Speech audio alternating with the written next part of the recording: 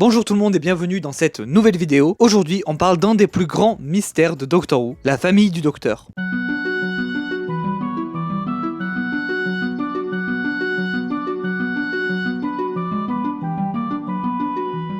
Bon, vous le savez probablement, la famille du Docteur, c'est un bordel monstre. Il y a des membres qu'on sait pour sûr, il y en a où on sait pas exactement, il y a aussi des membres qu'on sait qui ont existé forcément, mais qu'on ne connaît pas, ou des membres qu'on connaît a priori, mais on ne sait pas vraiment qui c'est dans la famille, et puis il y a aussi beaucoup de théories sur d'autres personnages de Doctor Who qui pourraient être de sa famille. Dans cette vidéo, j'ai essayé de rassembler tout. Forcément, vous le savez, hein, dans une série comme Doctor Who, je ne peux pas être exhaustif, donc j'ai forcément oublié des éléments, mais vous allez voir qu'il y en a déjà pas mal. D'ailleurs, si vous pensez à un personnage, un membre de la famille ou une théorie dont je n'ai pas parlé dans cette vidéo, n'hésitez pas à le dire en commentaire. Allez, on va commencer par les membres de la famille dont on est sûr. Suzanne Foreman est la petite fille du Docteur. Bon, elle s'appelle pas vraiment Foreman, ça c'est le nom de famille qu'ils ont pris quand ils se sont posés sur Terre dans les années 60. Et Suzanne, on sait pas trop si pareil c'est le nom qu'ils ont pris pour la Terre ou si c'est son vrai nom, mais ça serait quand même très classique pour une Gallifréenne. Donc Suzanne, pour ceux qui n'ont pas vu la série classique, elle est là dès le premier épisode, dès le premier Docteur, car c'est la première compagne du Docteur en fait. Quand le Docteur a fui Gallifrey, elle était avec lui. On ne sait pas exactement si c'est une Time Lady, c'est-à-dire si elle a carrément le pouvoir de se régénérer, ou si c'est juste une Gallifréenne, puisque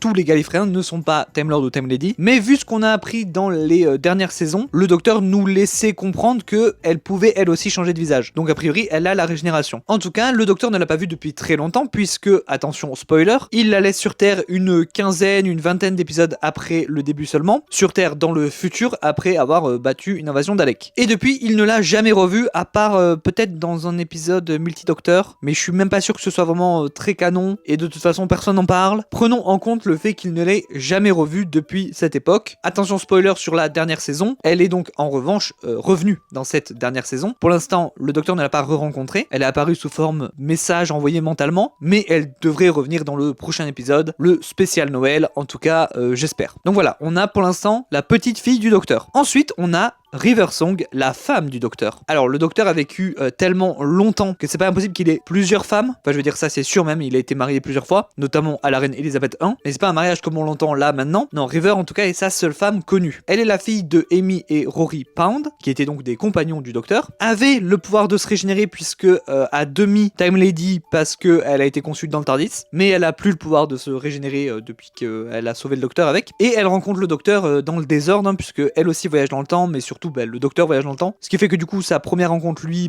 elle c'est sa dernière, et après voilà c'est dans le désordre. Elle pareil, on ne l'a pas revue depuis un moment, je ne sais pas si on la reverra un jour, puisque son histoire est plus ou moins bouclée. Le fait est que si j'ai autant précisé que c'était sa seule femme connue, c'est parce que jusqu'à présent, la série laissait sous-entendre, notamment par le fait qu'il ait une petite fille, que le Docteur a une famille avant, sur Gallifrey. Or, dans les dernières saisons, on apprend que peut-être pas tant que ça, mais on en parle un peu plus tard. Donc maintenant on a sa petite fille, sa femme, il manque au moins une génération, un enfant. Pour avoir une petite fille, il vaut mieux avoir un enfant. Jenny qui apparaît dans l'épisode, je crois qu'il s'appelle La fille du Docteur, et la fille du Docteur mais par clonage. D'ailleurs, petite anecdote qui est vraiment très connue, mais pour ceux qui ne l'auraient pas encore, l'actrice qui joue Jenny c'est Georgia Moffett, qui est la fille de l'acteur qui joue le 5e Docteur, donc c'est vraiment la fille du Docteur. Bref, du coup c'est pas vraiment sa fille biologique, même si en fait si, puisque c'est littéralement un clone. C'est compliqué, mais de toute façon vous allez voir, tout est compliqué dans cette famille. Elle avait assez d'ADN Time Lord pour au moins ressusciter une fois, mais elle n'a pas changé de visage, donc c'est pas vraiment une Time Lady non plus. Et c'est pas sûr qu'elle puisse le refaire d'ailleurs. À la fin de son seul épisode, elle part découvrir l'univers du coup, et on ne sait pas ce qu'elle est devenue parce qu'elle n'est plus jamais revenue. Selon Moffat, je crois,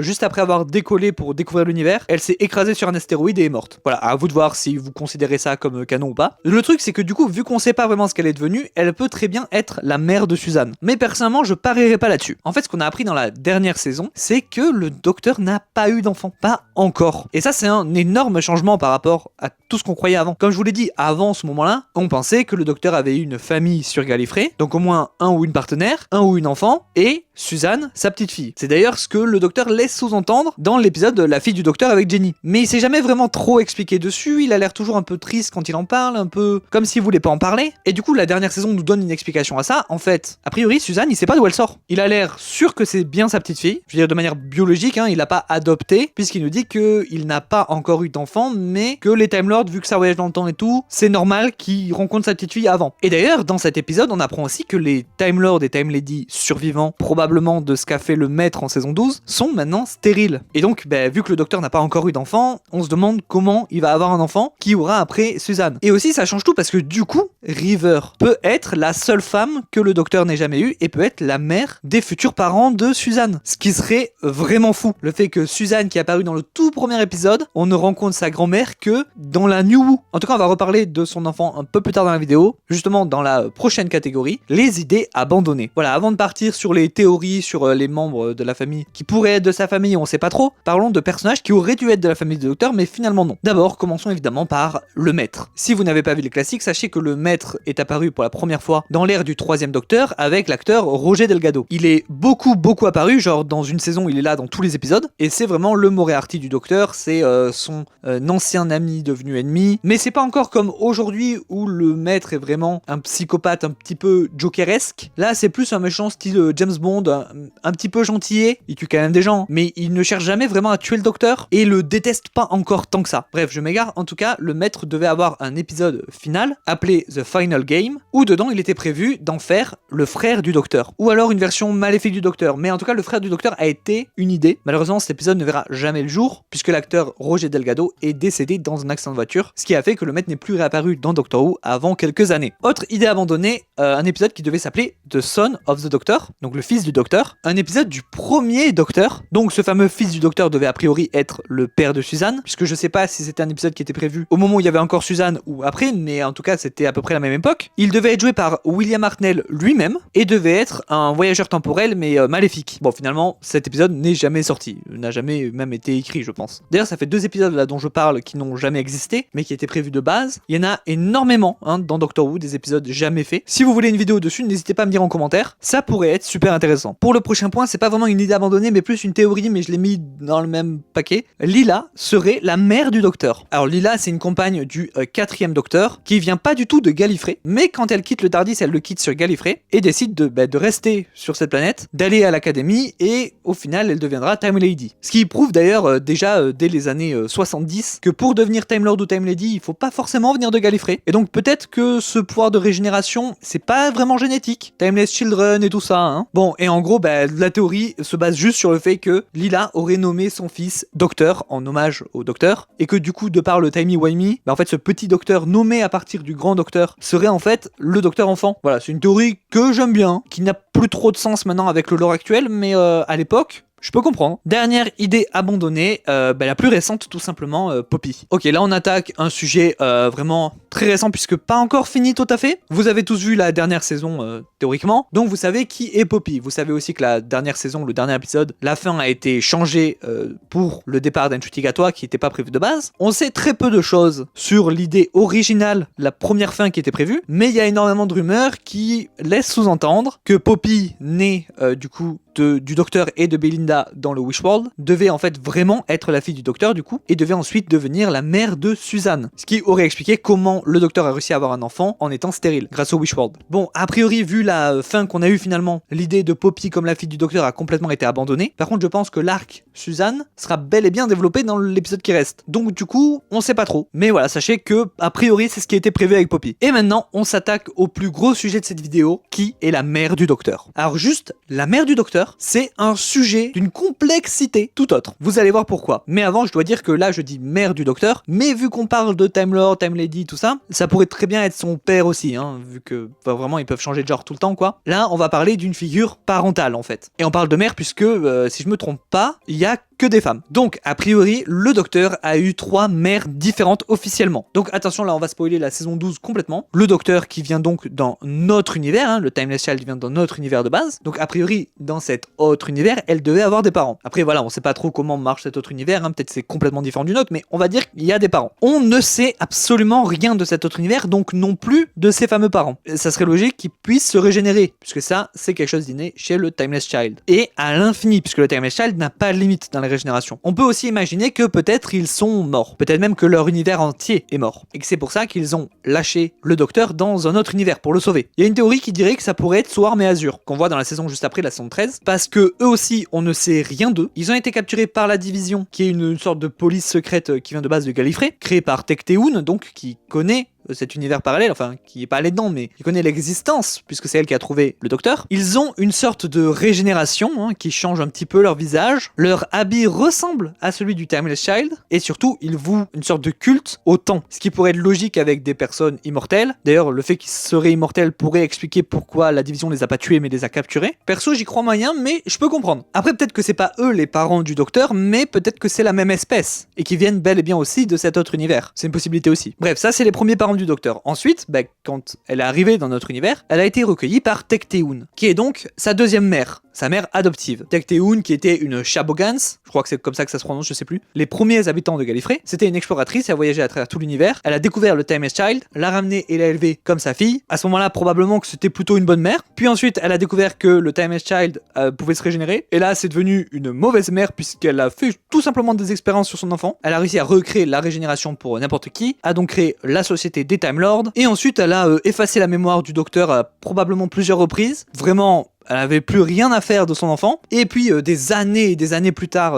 quand Jodie Whittaker va la retrouver, Tecteun est en train tout simplement de détruire cet univers-là, notre univers, et compte après s'enfuir dans un autre. Voilà. Mais donc Tecteun a connu le docteur avant le docteur, le Timeless Child, mais une fois qu'ils lui ont effacé la mémoire et que du coup le premier docteur est né, elle n'est plus jamais réapparue dans sa vie. Enfin jusqu'à Flux en tout cas. Donc William Hartnell a grandi en pensant être la première version du docteur et a donc eu a priori d'autres parents. Et là on arrive dans un sujet où on a des candidats mais aucune certitude. À la fin de The End of Time partie 2, le dernier épisode de David Tennant en tant que 10e docteur, les Time Lords menés par Rassilon essayent de quitter la guerre du temps pour arriver dans notre présent. Seuls 2 Time Lords s'opposent à ça et sont donc forcés de prendre la pose des anges pleureurs et d'assister à leur retour. L'un de ces 2 Time Lords est en fait une Time Lady et à un moment où le docteur ne sait pas comment empêcher les Time Lords de revenir et les menace avec un pistolet, elle décide d'enlever ses mains de ses yeux et de montrer son visage au docteur, et le docteur semble la reconnaître. Et même plus que ça, c'est en la reconnaissant qu'il comprend ce qu'il faut faire et qu'il empêche le retour des Time Lords. Rien ne sera dit de plus à ce sujet. Moi, dans mon canon personnel, ça a toujours été la mère du docteur. Alors du coup maintenant, avec ce qu'on sait, du coup la mère adoptive, la deuxième mère adoptive du docteur, mais du coup celle qu'il pense être sa vraie mère. Et a priori, c'est ce que Russell T Davies voulait faire, mais finalement il l'a pas fait aussi évident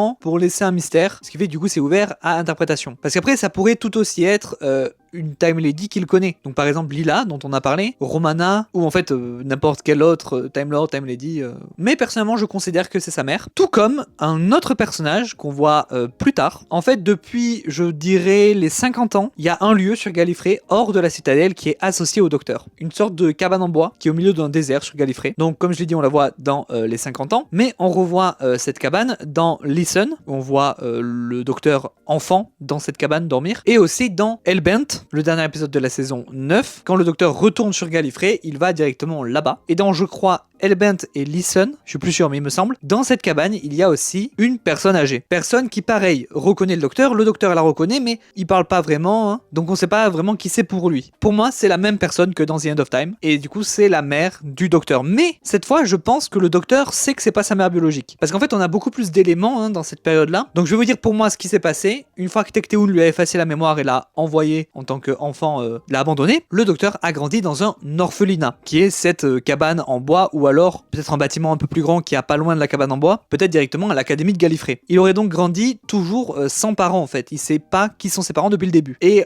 du coup sa figure parentale, c'est celle qui gère cet orphelinat, cette académie, qui est donc la personne qui est dans Hellbent et dans Listen, et potentiellement aussi la même personne dans The End of Time. Et le docteur étant chelou, pour un seigneur du temps, il rêve lui de partir, de voyager et tout ça, il se ferait tout simplement harceler par les autres enfants. À part peut-être le maître, qui est tout aussi chelou pour un seigneur du temps à vouloir partir et tout ça, et donc c'était pour ça qu'ils sont devenus amis. En tout cas, le docteur se réfugiait très souvent pour fuir les autres enfants dans cette cabane en bois. Pour conclure, le docteur vient d'un autre univers, on ne connaît pas du tout ses parents d'origine. Il arrive sur Gallifrey avec Tecteun qui l'adopte jusqu'à l'abandonner. Là, il vit probablement en tant qu'orphelin à Gallifrey, va à un moment à l'académie et devient Time Lord. À un moment, il décide quand même de s'enfuir de Gallifrey et de voyager à travers l'univers avec sa petite fille qu'il a probablement rencontrée peu de temps avant et qui lui est probablement apparue comme ça, déjà à 16 ans. Je crois qu'elle a 16 ans, 15 ans, je sais plus. Il ne l'a jamais connue bébé. Ou alors, peut-être que si, qu'elle lui a été envoyée bébé par ses parents que le docteur ne connaît pas encore à ce moment-là, puisqu'on rappelle, à ce moment-là, il n'a pas eu d'enfant. Et du coup, il l'aurait élevée comme sa fille, bien que ce soit sa petite fille. Ce qui explique pourquoi le docteur a attendu autant de temps avant de s'enfuir de Gallifrey. Parce qu'en fait, il s'occupait de Suzanne, et quand elle a été à un âge raisonnable pour s'enfuir, donc vers 15-16 ans, et ben là, ils se sont enfuis tous les deux. Ça se tient. En termes de frères et sœurs, d'ailleurs, on ne sait pas si le docteur en a. A priori, s'il en avait vraiment dans l'autre univers, bah pareil, on le saura jamais parce que peut-être que l'autre univers a été détruit. Et dans notre univers, a priori, il n'en a pas de vrai biologique, mais peut-être qu'il avait des frères et sœurs adoptifs. Mais perso, j'y crois pas trop. River Song est potentiellement la seule vraie femme du docteur, son vrai seul grand amour, et c'est peut-être avec elle qu'il aura ses enfants, ou peut-être pas. En tout cas, vu qu'il est maintenant stérile, ce sera probablement un enfant comme habituellement avec les Time Lords, qui ne naîtra pas de manière classique, soit comme Poppy créé par un Wishworld, soit comme Jenny créé par clonage, ou soit comme Suzanne qui lui apparaît comme ça, et en fait il saura même pas d'où il sort. Mais tout ça, on en apprendra peut-être plus dans l'épisode spécial Noël, donc le prochain épisode qui sortira, puisque normalement il devrait y avoir Suzanne, on verra. Voilà, c'est tout pour cette vidéo, j'espère qu'elle vous aura plu. On a abordé un sujet, comme je l'ai dit, assez mystérieux et dont on n'a pas beaucoup d'infos. J'aime bien, c'est une vidéo lore, pas vraiment théorie, même s'il y en a eu 2-3, et où j'ai pas vraiment raconté d'épisodes. Ça change un petit peu d'habitude. Au moment où je tourne cette vidéo, on n'est pas encore aux 1000 abonnés, mais on s'y approche très vite. Donc peut-être que quand elle sort, on y est, ou en tout cas presque. Je vous rappelle qu'aux 1000 abonnés, il y aura une vidéo spéciale sur cette chaîne. Donc n'hésitez pas à vous abonner. Vous pouvez aussi liker, partager, ça aide beaucoup la chaîne. Vous pouvez aussi me dire en commentaire vos théories sur la famille du docteur. Et moi je vous dis à dans 2 semaines pour une prochaine vidéo. Ciao!